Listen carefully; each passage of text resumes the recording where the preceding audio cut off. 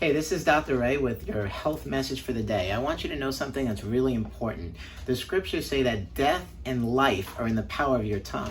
You have to be extremely mindful of the words that we speak, because whatever we speak, we have power to, and it starts to become a reality in our lives.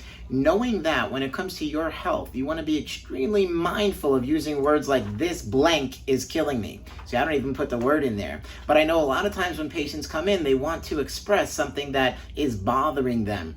And I want you to know that your speech is more designed for creation than it is communication. So then you say, well, Dr. Ray, how can we express to the doctor something that's bothering us? I'm going to give you your answer right now. You ready? When you come into the room, they give you a sheet of paper. It's called a day sheet.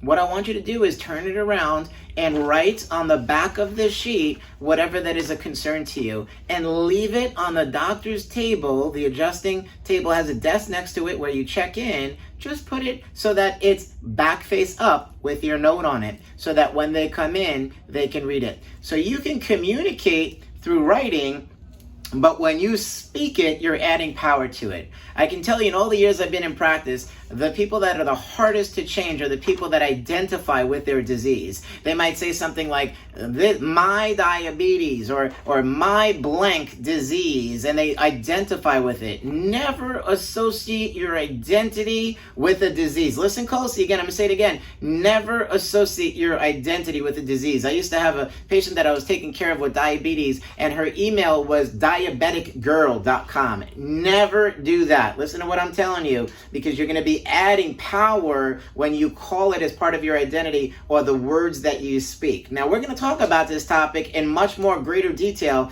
but there are laws that govern health, not only in the natural world, but in the supernatural world. And one of the number one things that you can do in the spiritual realm to create sickness and disease is identify with the disease. Number two, speak disease. So you want to speak pain, and that's a sure way to experience pain in your body. And so again, I want you to make sure that you know, be mindful of your words. Don't keep expressing things are killing you or hurting you. Write it down. Use your speech to create. That's what it's there for. And when you want to communicate, write it down. Don't speak it unless it's positive, because life is also in the power of the tongue. Speak about your testimonies. Speak about the things that are working. Speak about what's working. Speak about the things you can be grateful for. These things speak about so that you can create more of it in your life.